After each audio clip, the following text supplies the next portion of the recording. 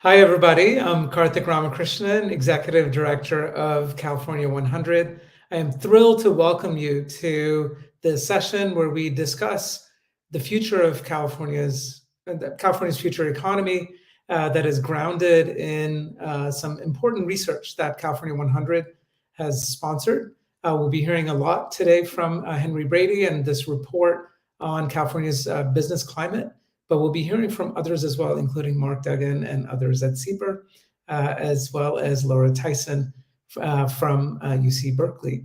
But before we proceed, I'd like to introduce Mark Duggan, who is the Trio Director of the Stanford Institute for Economic and Policy Research, as well as a co-host to California 100 over the last 2 years. Mark, welcome. Thank you so much, Karthik. SIEPR's partnership with California 100 during the past couple of years has really been tremendous for us here at SIEPR, and I'm delighted that we've been able to collaborate on some very important issues. And I'm thrilled to welcome all of you to this event today. And I'm also grateful for your engagement with, interest in, and support of the work that we're doing at SIEPR to try to improve economic policy in California and beyond the state's borders as well. Figuring out the best path forward for California requires substantial collaboration. And it's really terrific how California 100 has brought together two academic rivals, Cal and Stanford, to use our combined expertise to inform state and local policymakers here in California who need nonpartisan, rigorous research to make good decisions on some of the most important and urgent issues in our state. It's a huge honor for me to take part in today's discussion, and I think we can jump right into our program. So let me hand things over now to my friend, Professor Henry Brady, who will be talking about the future of California's business climate. Take it away, Henry. Hi, it's great to be here. Thanks to everybody for coming. To understand where California is today, we have to go back 50 years and look at where it was in the 1960s and 1970s. That's when I came to California. And as a new entrant to the labor force at that time, I know about California's prosperity from personal experience. From 1940 to 1970, California almost tripled in population, while the rest of the United States grew at 1/4 that rate. Average personal income in 1970 was 18% above the US average. The poverty rate for families was low and in the bottom third of the states. And income was distributed much more equally than it had been before World War II. Not all groups prospered equally, and African American personal income was substantially below that of whites.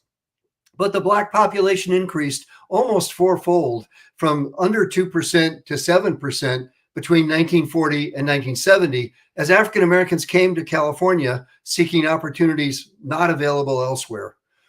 Housing was also 30% more expensive than the rest of the nation, but it was still within reach and less than in Connecticut and New Jersey, and just above the median price for New York. Coastal California compensated those who paid high housing prices with a Mediterranean climate and nearby beaches and mountains.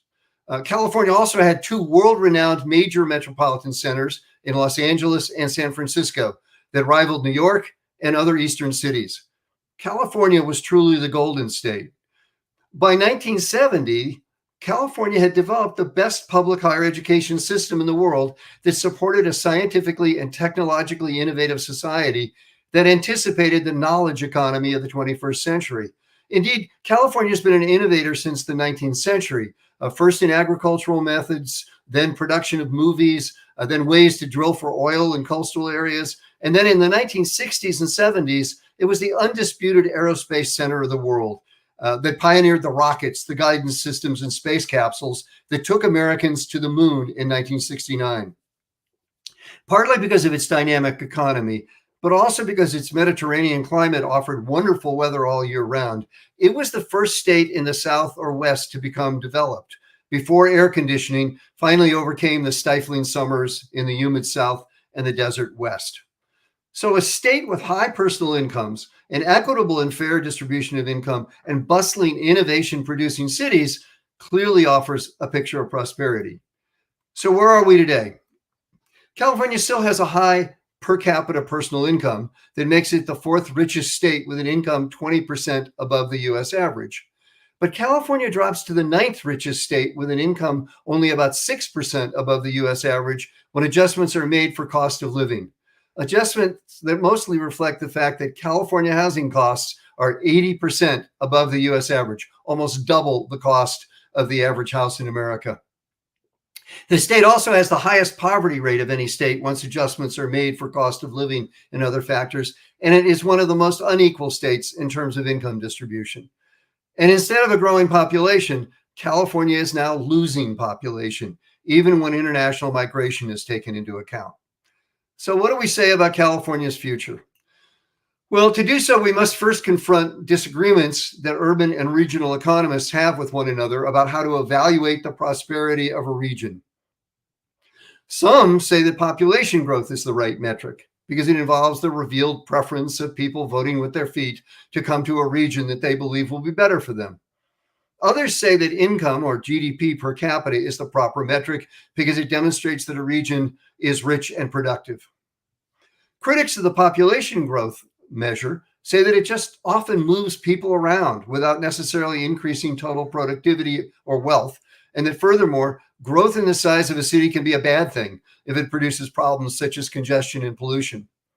Critics of the per capita income approach say that because markets come into economic equilibrium across regions, any extra per capita income paid to workers in one region compared to another must be just to compensate people in one region getting the higher personal income for additional costs, such as higher costs for housing or for fewer amenities.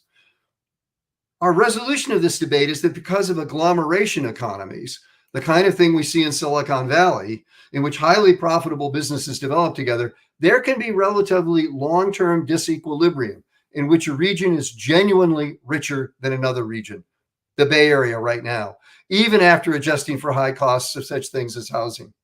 Furthermore, growth in population sometimes merely expands an economy by the production of goods and services just for the new residents, which does not truly bring more wealth into a region in the way that tradable, exportable goods, such as natural resources or new inventions, produce new wealth.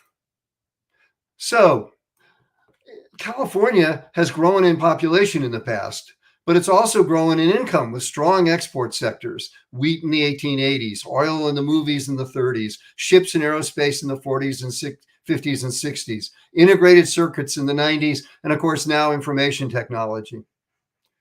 Today, California has an exceptionally strong export sector in information technology, manufacturing, entertainment, professional services, and international trade. That ensures that its gross state product grows year by year. Small and new businesses are thriving in California, and there's no significant behavioral evidence that they are shunning California because it is not friendly to them. Although some small and new businesses are not growing well in some labor-intensive and cost-sensitive industries.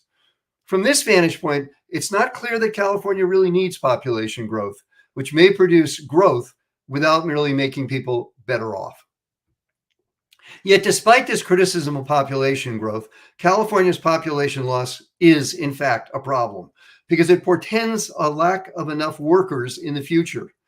In addition, despite its high GDP per capita, California has significant problems because of its highest in the nation poverty rate, extremely high level of inequality, high housing costs, which leads it to having the highest per capita level of homelessness, and regional disparities that are very worrisome. In fact, regions differ radically across different areas of California. 3/4 of California's GDP is produced in the Bay Area, Los Angeles, and San Diego. The Bay Area alone has a 66% bigger GDP share than one would expect given its population. And Los Angeles and San Diego have shares of GDP proportionate to their population. Yet the inland empire of Riverside and San Bernardino counties have a GDP share that is half of what would be expected given their population.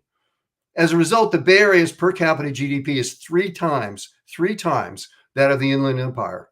There are similar disparities in other areas of the state, such as the Sierras, the San Joaquin Valley, and the far north.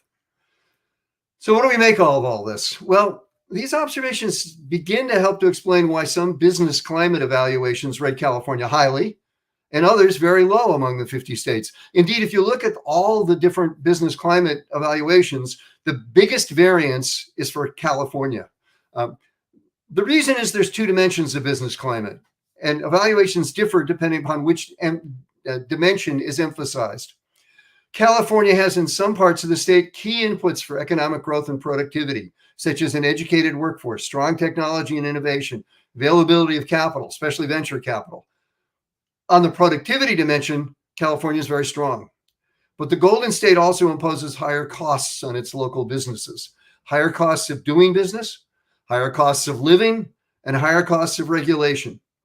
Businesses can be productive in California, but they have to pay high costs to be prosperous. California is a desirable location for industries that rely on technological innovation and skilled and knowledgeable employees, but it's less friendly for industries that are cost sensitive.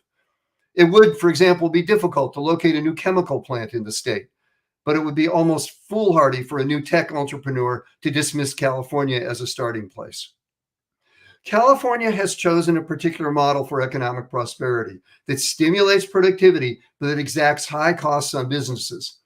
It stands out as a state with high government spending per citizen, high taxes to cover the costs of the spending, highly productive industries generating high incomes for some people, and those people pay much of the taxes, and technological innovation driving all of it. California's strength in science, technology, and innovation has placed the state in a leadership position. However, technological changes are rapid, and other cities, states, or nations might replicate California's success and supersede it. Moreover, there are looming problems.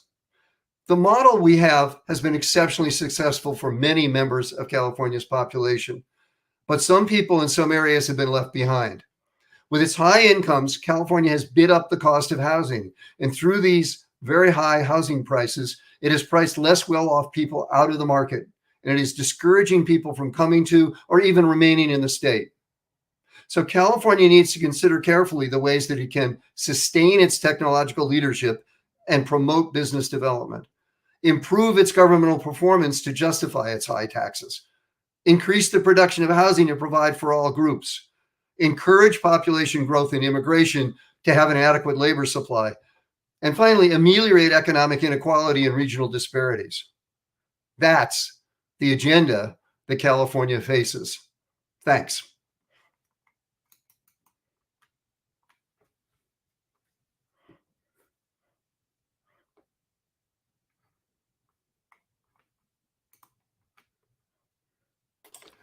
Thank you so much, Henry, for encapsulating a lot of information, but also important strategic considerations for California's future. We're going to come back to Henry in a minute to dig a little bit deeper during the Q&A. But next, I'd like to call up Mark Duggan, the Trione Director of SIEPR, to talk a little bit about SIEPR and the work that it is doing when it comes to California's future economy. Mark, welcome back.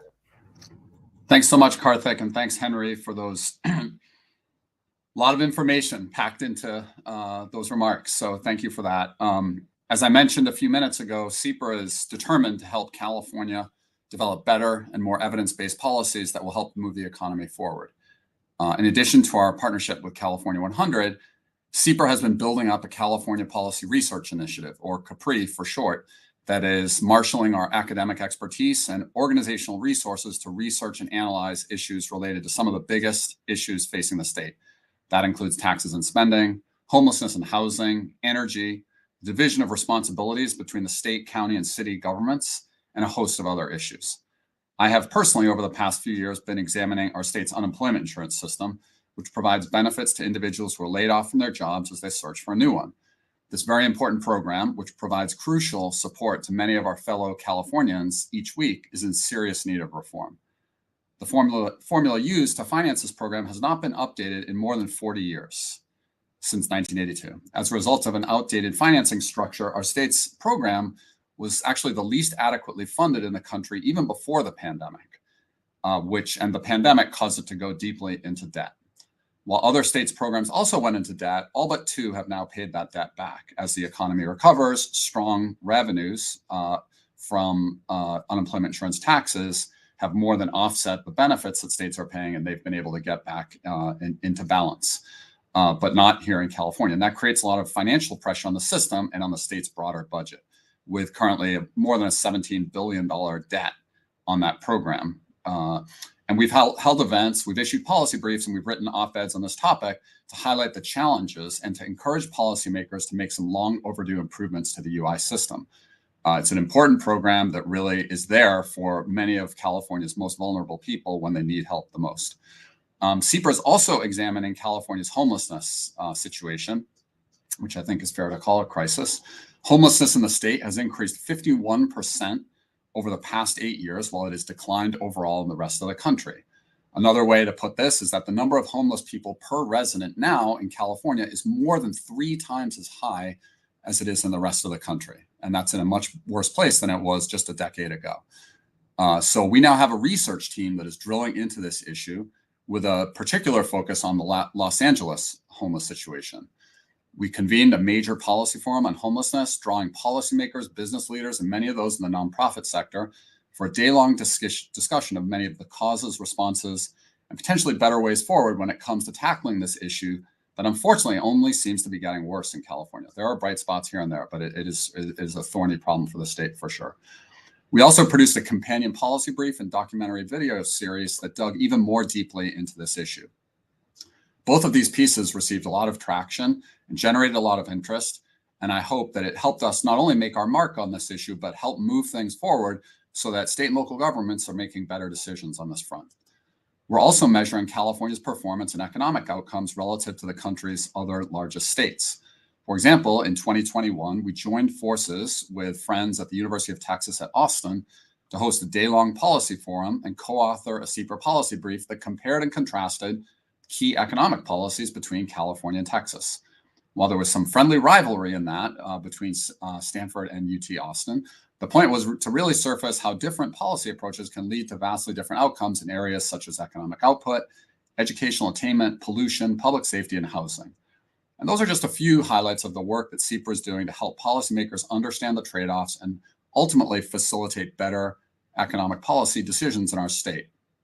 We're determined to put even more resources and more academic muscle into these issues. And as we have partnered with California 100, we're very open to collaborating with other academic institutions, policy organizations, business leaders, and government officials. And with that, I want to turn things over to my friend and SIEPR colleague, Dr. Allison Berke, who's going to talk about the advanced tech economy. Allison has been the director of advanced technology here at SIEPR as a part of California 100 as well, where part of her work includes leading technology policy within the California 100 project. Take it away, Allison. Thanks, Mark. It's really good to know that California remains a priority of SIEPR's. And Henry mentioned a few times in his remarks how vital the technology economy is to the future of California's growth. I'm using technology to stand in for both engineering and basic science. So I'm going to dive a little bit more into that and talk about some work we're doing to examine California's tech economy.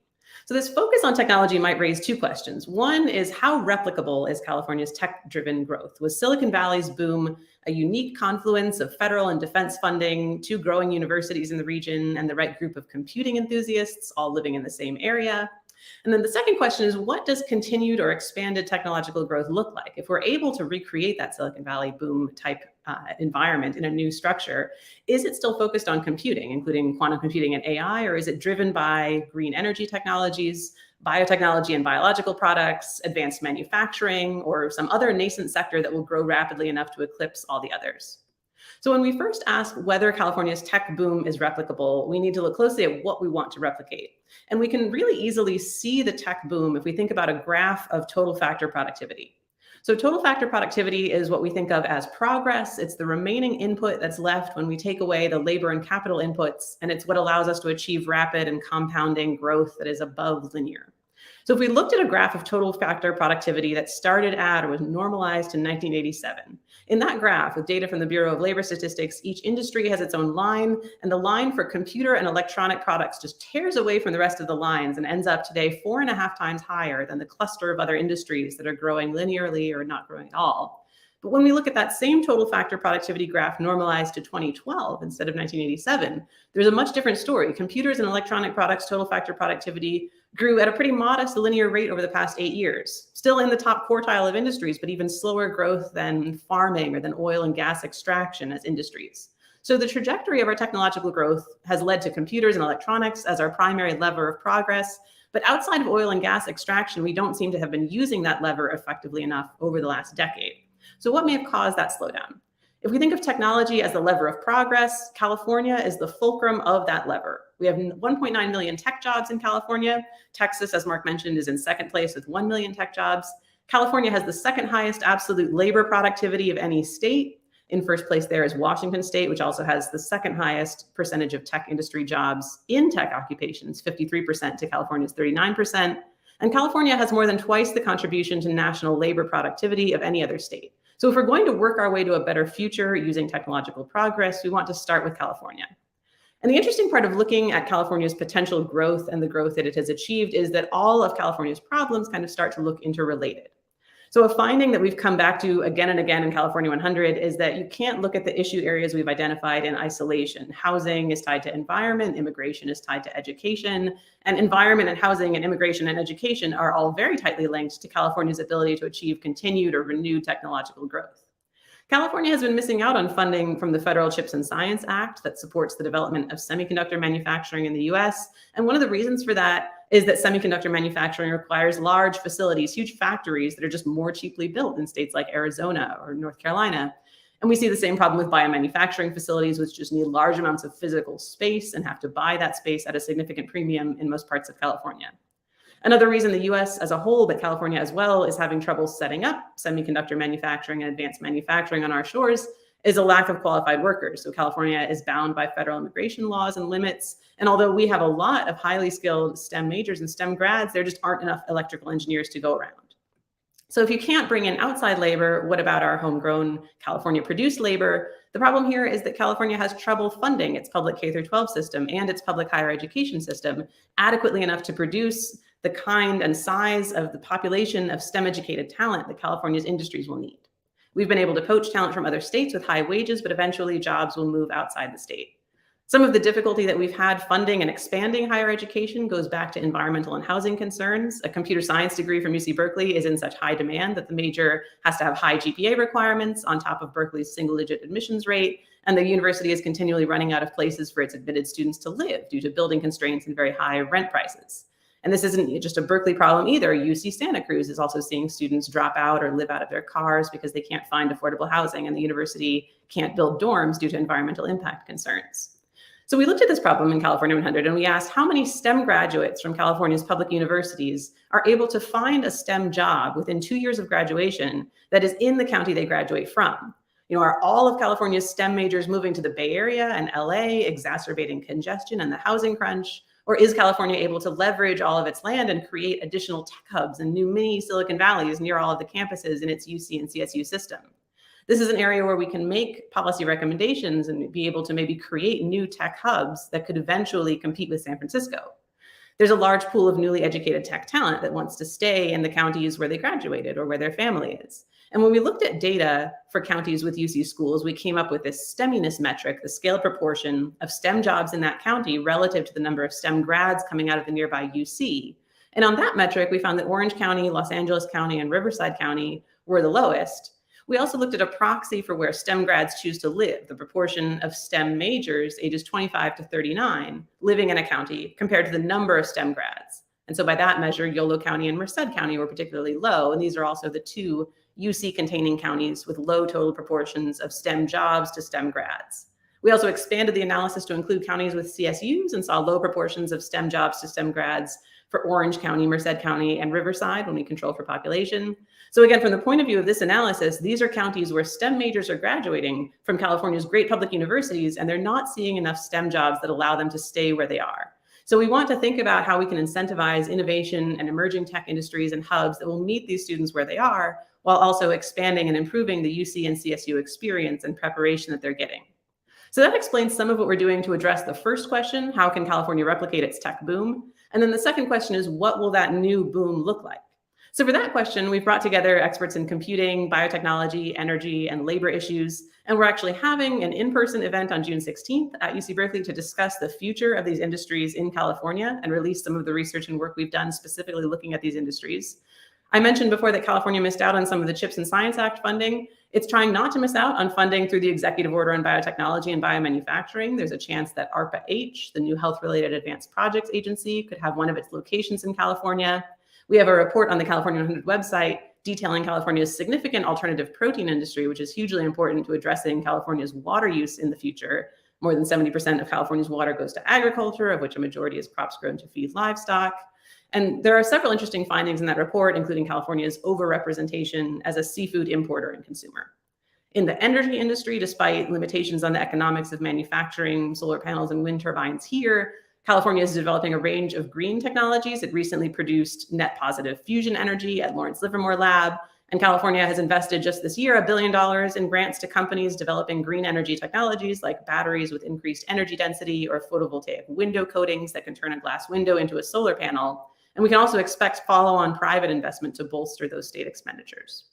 The final industry we look at in our deep dive reports and at the June 16th event is computing. And there we're obviously looking at AI, both in terms of what it will mean for California-based companies developing the most prominent AI tools, as well as how the addition of AI across industries in legal research and medical charting and copywriting and customer support and so on are going to affect the structures of all of those industries, the types of jobs they offer, and the efficiency of their operations. So that's a very interesting and rapidly developing problem for California and kind of centered in California.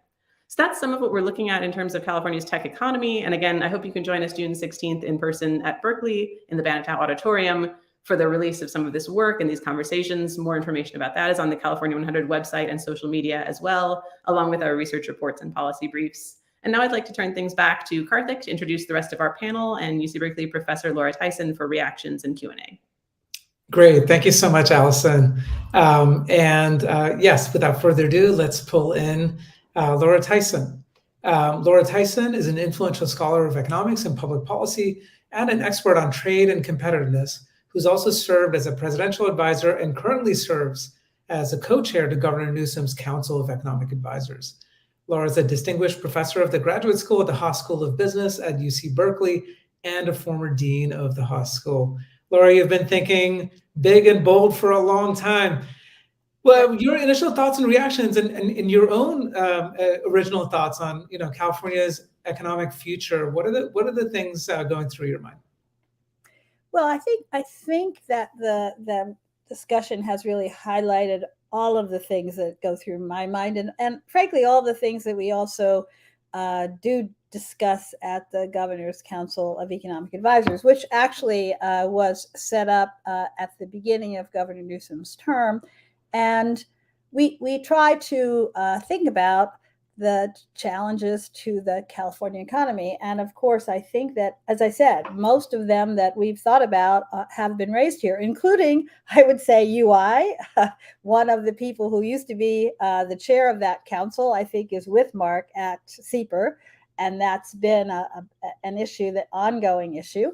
But I would say the cost of living and the cost of doing business are the main issues that I would say concern the governor. And the cost of living gets directly to, and Henry mentioned all of this, the cost of housing.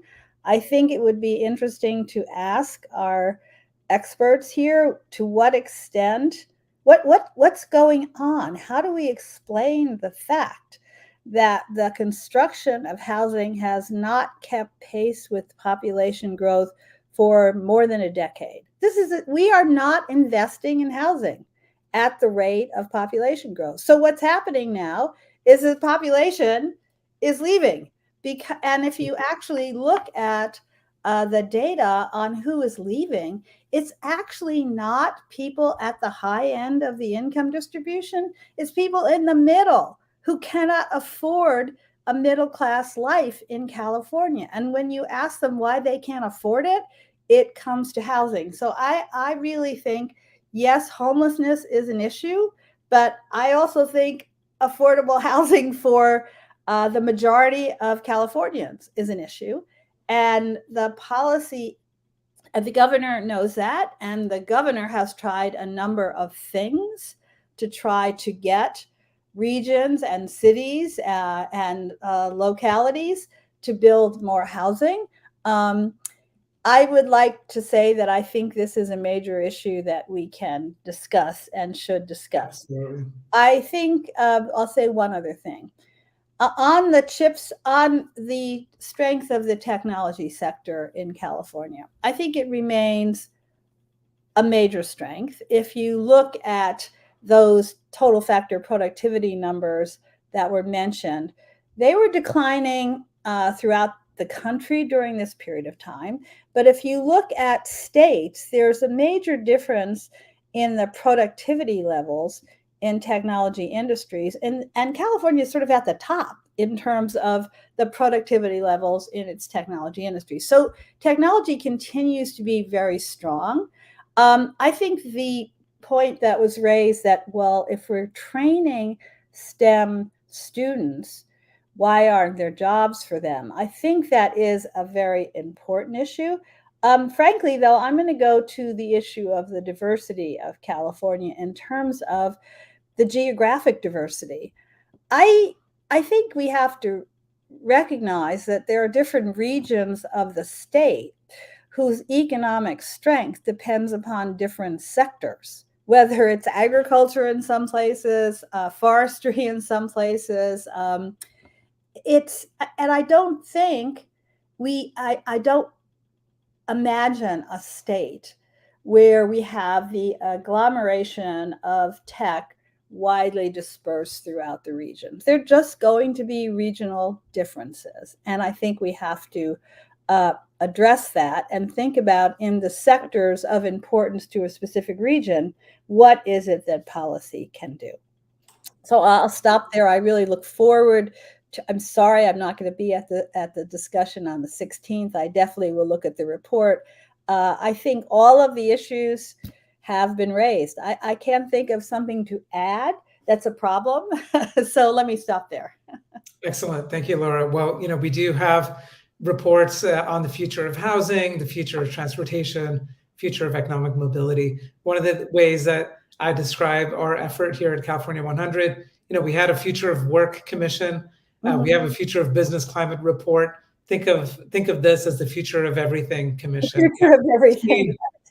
15 reports, and thinking about the interrelationship on all of these things. Let's bring in Henry Brady and Mark Duggan and Allison Berke into this conversation. And I want to flag on something that Henry talked about, and Laura, get your thoughts and others' thoughts too, Mark and Allison. Should California really be thinking about how business friendly it is in the abstract, or should we be thinking about particular sectors and particular types of activity, industrial activity, and particular types of jobs that we have a comparative and competitive advantage in, and then to think about, the safety net and other things, including more production of housing to solve for some of the other problems. Henry, I want to go to you on this. Should we, instead of having a broad brush of California being overly regulated or being terrible for business, you're finding a much more nuanced and differentiated story here, right? Well, we're not going to be a place that every kind of manufacturing, for example, will find hospitable because of the nature of our high costs and high regulation. But we can be a place that's maybe more hospitable to the kinds of industries that really can thrive in this state. And we have to think about how to pare down, I would say, some of the regulation to make it possible for high-tech industries, for example, to thrive. I also think, by the way, we've got to take a hard look at the agricultural sector, which is an important part of California. And it faces extraordinary challenges, including not just lack of water, but increasing temperatures, because it turns out water is one thing plants need, but they also need the right temperatures. And it's going to really change the types of crops we can grow in California because of changing temperatures. So I think we should focus a lot, for example, on the technology sector. And I thought Allison's presentation was great on that, about how we have to maintain our leadership in that area and how we have to do the things that are necessary to make sure that we're still going forward there. And then housing, just to add one sentence, housing. We've just got to solve this problem. It's a national embarrassment. We're way above any other state in terms of the cost of housing. Absolutely, Henry. And there are some promising signs of increases in housing production, including accessory dwelling units starting to make a difference in some of the urban areas, but it's not happening fast enough and at a scale that we're anywhere close to that national median. Absolutely right, Henry. Over to you, Mark. So Mark, in terms of thinking about, you've done a fair amount of thinking about California's competitiveness vis-a-vis other states, including Texas, but other states as well. At a very high level, what are the kinds of things you think that policymakers in Sacramento should think very carefully and deeply about in terms of the state's long-term economic viability? Yeah, thanks so much, Karthick. And I completely agree with the comments from before about housing being super important and so forth. I think, I think there are a number of issues that policymakers in the state ought to think about. I mean, I flagged one, which is for a particular program, unemployment insurance, but there are lots of different examples of this. Cases where just not necessarily picking big partisan controversial issues, but there's a high payoff, I think, to sort of good government return, like thinking about just sort of doing some deferred maintenance on some of our government policies that are not necessarily the most exciting things to talk about, but I think are potentially problematic. I do think the one thing that is certainly top of mind for me. We did that event with UT Austin. And I think it's just reasonable for California policymakers and taxpayers to ask, what is it? Show me what it is that we are getting for this incremental amount that we are spending, because we are spending a lot more in the aggregate in taxes per person than other states. And I'm fully supportive of that if that's has a high bang for the buck, those expenditures. But I think it's incumbent on policymakers to make a stronger case to California taxpayers that this is, that they're getting a good return from the spending that they're making. And I know Governor Newsom, I haven't been, talking with him about this specifically, but I've seen certainly news reports that he's questioning, for example, this on an issue like homelessness. Now, homelessness is a place that I think it's unbelievable to me how much it has spiraled in a very short period of time during a period when economically many in the state are doing phenomenally well. So I think it's a really good example of a case study where for some reason the state, county, and city are not only are they not working perfectly together, they're almost working sometimes at cross purposes. And it's really, really unfortunate. And I think one passion of mine, which is also not necessarily the most exciting issue that is going to get policymakers talking excited about, but is data siloing. It's just very hard for anyone to know anything about, like, you have housing data for the city, separate from housing data for the county or the state, not connected to education data or healthcare data or criminal justice data or anything. So it's just the data siloing thing, I think, really impedes our ability to make smart decisions when it comes to policy, because we're to some extent blindfolded on many fronts regarding how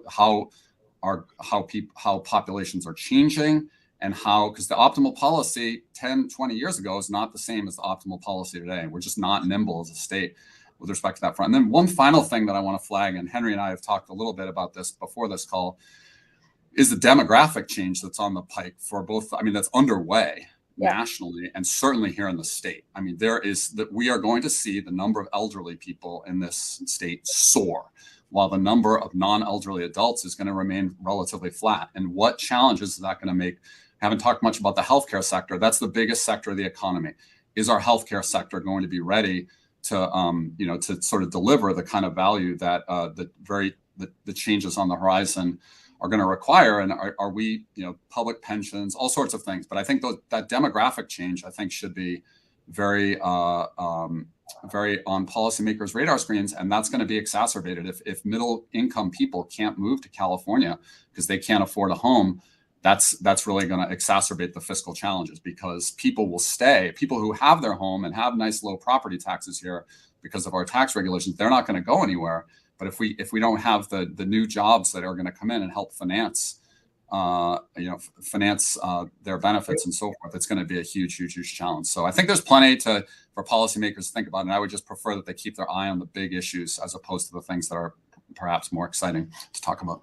Great, thank you, Mark. And maybe to encapsulate in a couple of sentences, if I can encapsulate what you said. One is, don't take it for granted the kind of things that got us here are going to be around, in the next 10, 20, or 30 years. And we got to we got to do better work, right? When it comes to foresight. But the other thing, we can't get complacent. We can't get complacent. Yeah, we're crushing it in a lot of ways, but we've got a lot of problems. Yeah. And one key to that is government just needs to work much, much better than it has. Maybe we've had this luxury premium where we didn't need our government agencies to work as well, and we could get away with it, but we probably can't get away with it much moving forward.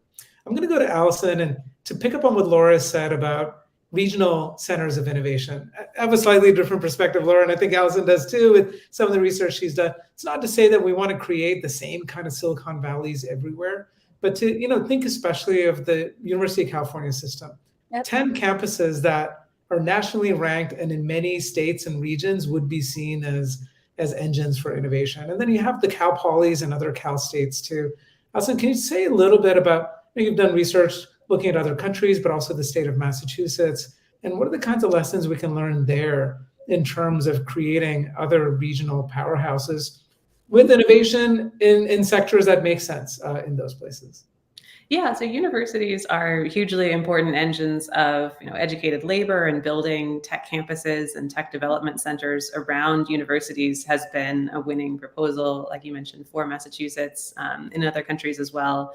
And these are the kinds of development that can easily be done in concert with a state government or even a local government, where they'll offer benefits to companies that are moving to those regions and creating jobs, like subsidized housing around the campuses where new workers can move in, improved mechanisms to offer transportation or get public transportation vouchers for new tech employees.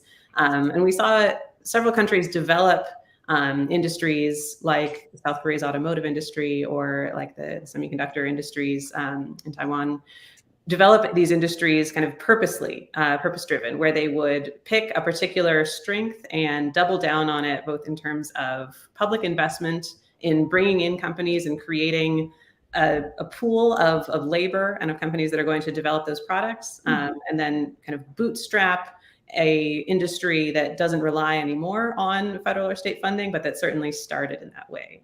So that's one option. I agree with what you were saying, that there are some industries that California should focus on where we have a competitive advantage, and then others, like Henry brought up, chemical manufacturing, where maybe we say historically we've not done as well there, we don't need to focus on that. And then I also agree with what Mark said, that there are other industries that we're going to need, like home health aides and nurses, and labor that will take care of elderly populations, where regardless of whether we want to focus on those areas or not, we are just going to have those needs, and we have those projected shortfalls. And in both of these cases, this is maybe something where we can think about how AI could be leveraged to improve the efficiency, kind of the leverage of that labor that we do have in order to be able to meet those needs. Great. Well, let me go over to Laura. And Laura, we have a couple of questions coming in from comments on YouTube. But one of the things I want to ask you is about industrial policy, maybe at a state level, but also at a regional level. What are some promising, and Allison's research talks about some of this that we have on our website under advanced technology.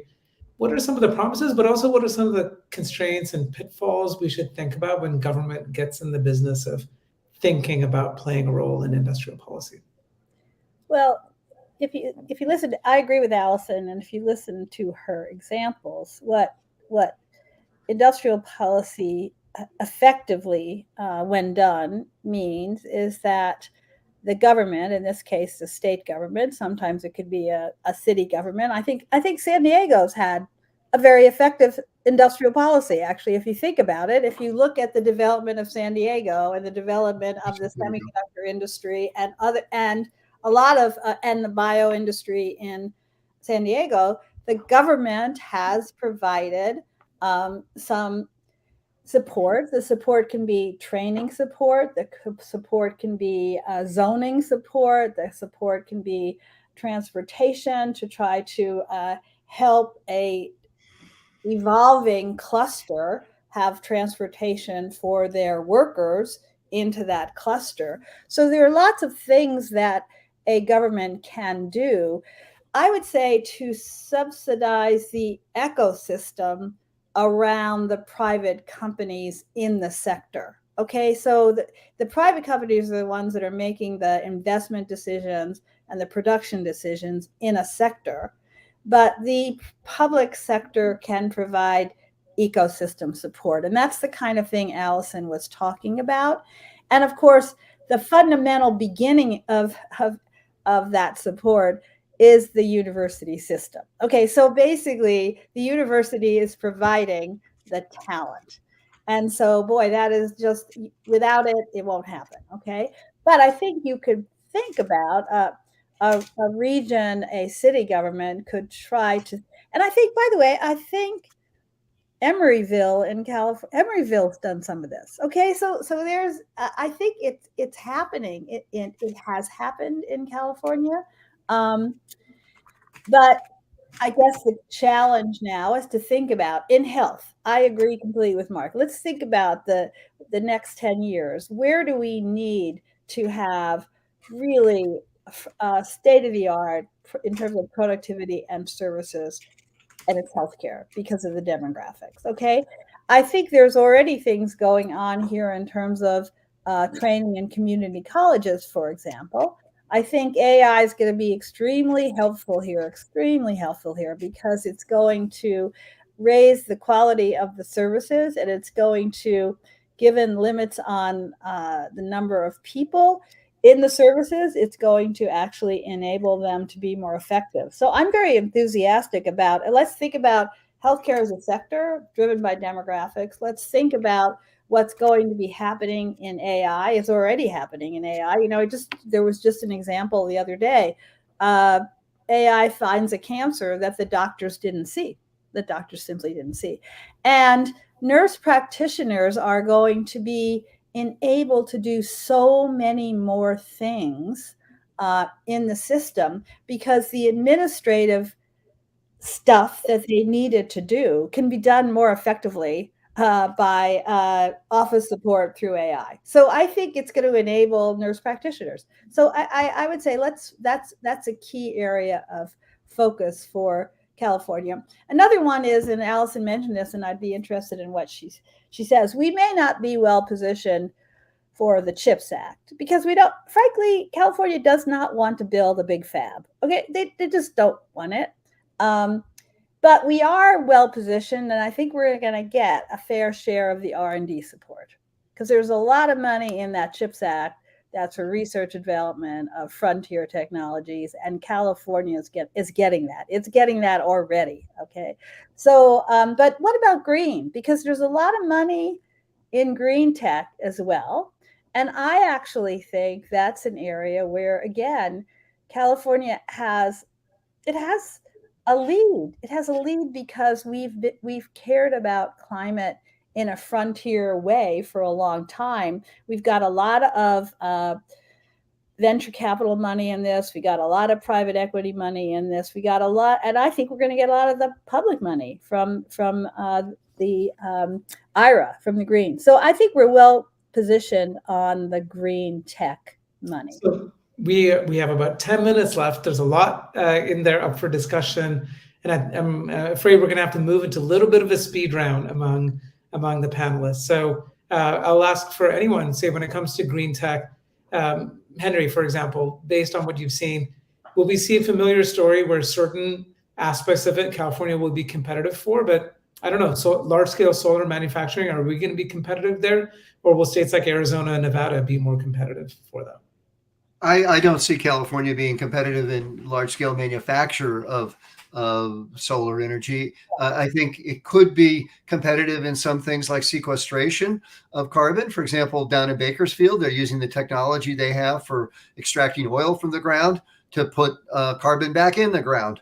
And so there's a chance that could become a real leading industry down there. And I think carbon sequestration increasingly looks like a really, really important feature of any climate policy, since we are so far behind in really meeting the targets we want to meet. So our only choice is to start sequestering carbon, and they know how to do it.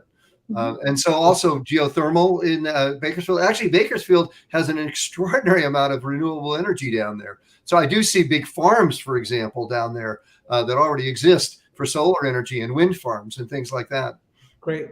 Well, one question that came through was about public banking. I know there's a fair amount of concern now about these medium-sized banks, and especially the Silicon Valley Bank, and maybe not having a strong regulation and oversight there as there should be. But there's also talk about public banking. Any thoughts about, and so that's one of the questions that came through among our audience. How should we be thinking about public banking and how that should be structured for California's success? Laura. Can I say, we have an infrastructure bank in California. We are one of the few states that has an infrastructure bank. They actually do make loans, and they are important. The IRA money, a whole bundle of that money, is going to be allocated to states to work on with green bank institutions. And the Infrastructure Bank of California is very well positioned to get a significant amount of that money because we have the bank already. It knows how to make these public-private partnerships, making loans to the private sector, but for a public sector mission. The public sector mission is green. I think my answer is public sector banking in California. The infrastructure bank is important, and I think we're going to get some of that green funding for that bank. So in addition to that, one of the other questions coming in, what are the kinds of policies that California needs to shift our economy faster to sustainable solutions? I think we've seen a little bit here. You've mentioned about the infrastructure bank. What are other types of policies, Laura, but even open it up to others in terms of accelerating, moving from a carbon-based economy to a clean economy?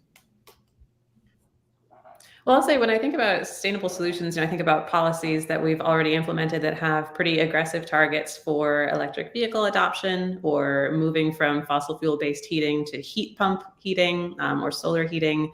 And then I also think about biomanufacturing. And so this is still a carbon-based in the definition of the term economy, but a different kind of carbon where we're thinking about how can we produce biomaterials more efficiently? How can we produce drugs kind of within the state? How can we produce new types of proteins and new biomanufacturing systems and processes better? And there is another place where I think California has a great comparative advantage because we have so much biotech talent here, so much investment in the synthetic biology economy, and we're building on and capitalizing on federal funding that's available for developing new biotechnology processes and for developing out the synthetic bio ecosystem. And that would be a huge thing we'd be able to do in the state is bring our manufacture of these bioproducts more and more in-state and improve on our ability to more effectively and cost-effectively produce things that we need, like insulin that we're making in-state, or like other drugs and synthetic bioproducts.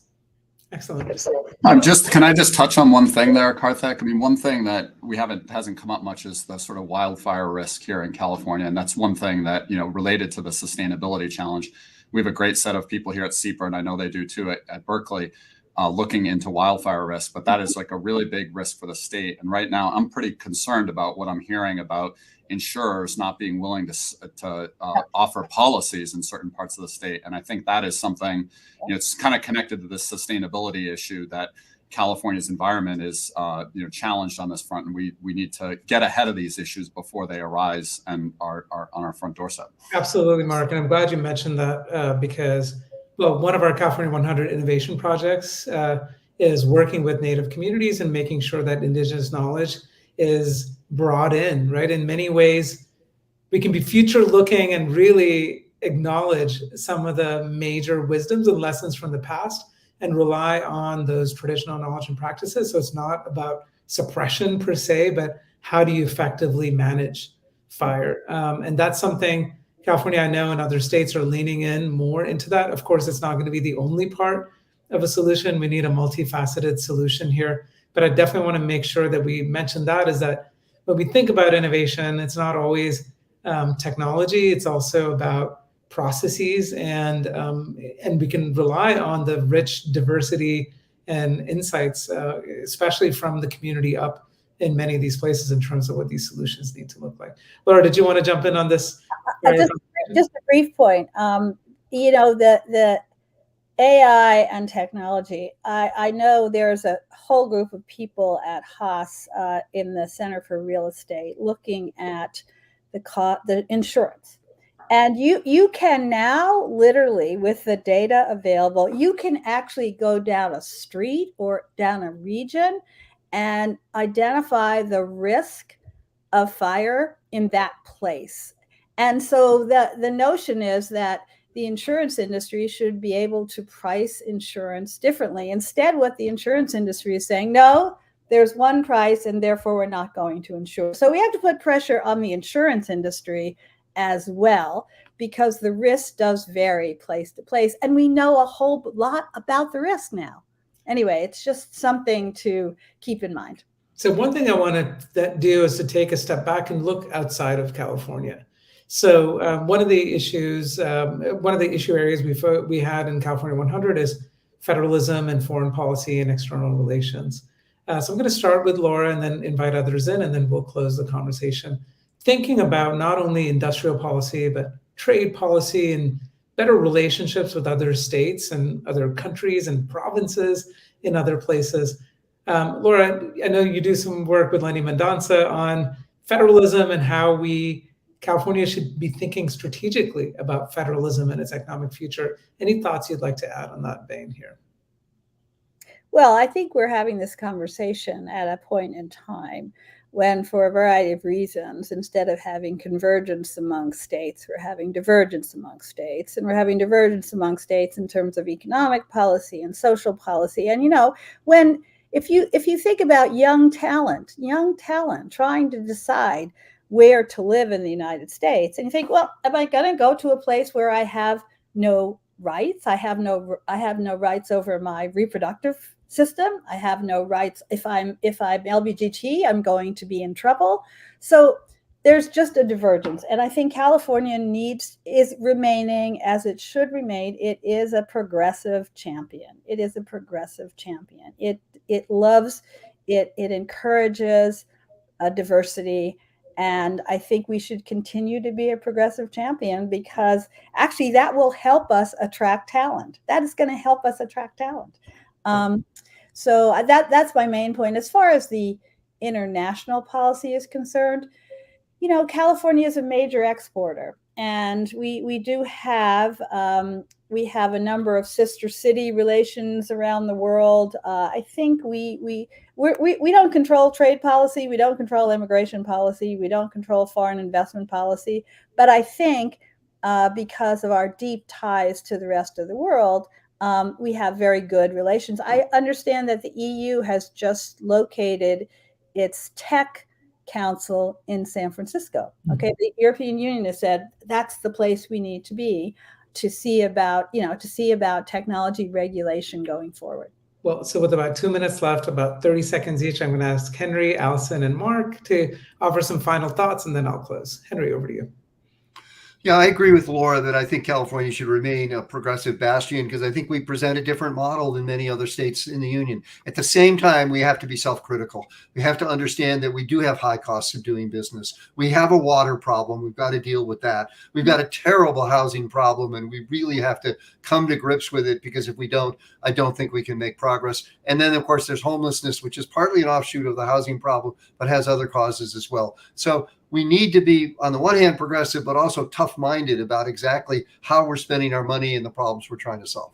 Great. Thank you, Henry. Allison, final thoughts? Yeah, absolutely. So I'm excited about California's ability to leverage its great educational system to create a new tech boom, and maybe even tech booms in other industries outside of computing. And I think Henry's exactly right that what we need to consider is, what do the universities need in order to do that? They need to be able to offer students an attractive package where a student can afford to live near their university and where they understand what jobs are going to be available to them when they come out. But overall, I am optimistic about California's technological development. Mark, over to you.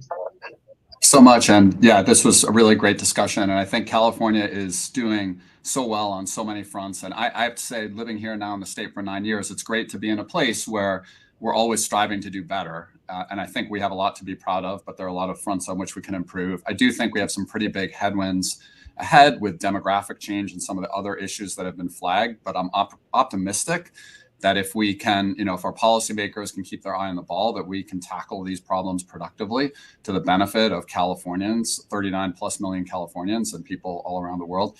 On the trade front, I think Canada and Mexico are by far our two largest export markets. So we just had an event a couple of weeks ago at SIEPR, bringing together people from Canada and Mexico to talk about opportunities for greater collaboration, greater deepening of those ties. And I think with all the challenges that globalization have brought, strengthening our ties with our two neighbors to the north and to the south, it can make a lot of sense. And California is uniquely positioned, I think, to deepen those relationships. But it's an honor to be here with all of you today, and excited for what we're all going to be doing going forward.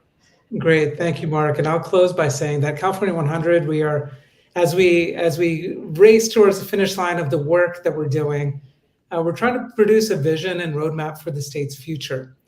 A lot of us might have optimism and hope, but hope is not a strategy, right? We need to have clarity of vision of where we need to go, and we need to construct a roadmap of possible futures and how we can enter into some of those more preferred futures. And really, no matter what is thrown our way, that we anticipate it and make the kind of governance decisions that can bring us into a much stronger position than we are today. Thank you, everyone, for joining us. Thank you, distinguished panelists, for all of your wisdom and insights and concern and care for California and its long-term future. Thank you, everybody. Great. Thank you. Thank you. Bye, Thank everyone. you.